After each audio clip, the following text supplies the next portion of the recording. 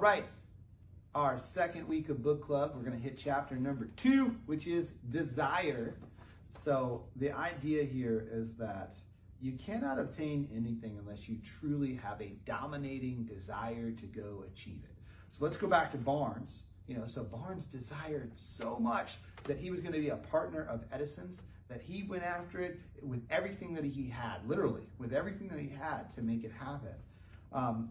So furthermore, going through desire, there's a key element in here that I think is often missed. So there's part of the chapter here that talks about the steps of obtaining your desire, and it starts with knowing what you want, knowing what you desire.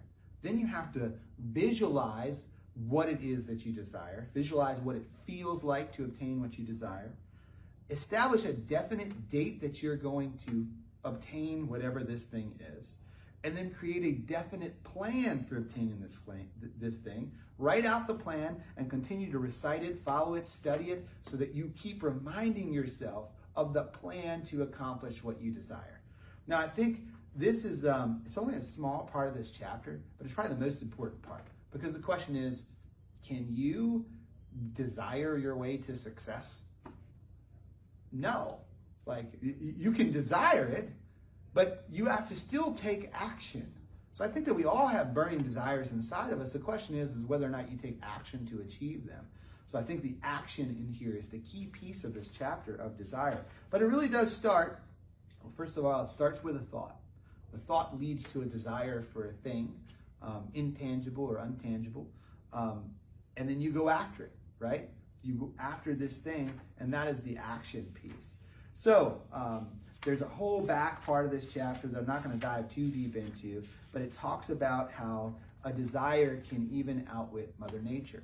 And it talks about how the author of this book, Napoleon Hill, his son couldn't hear. He was born without ears. And long story short, something that most people would have considered an ailment, because he had a desire, and Napoleon Hill had a desire for his son to hear that was so great.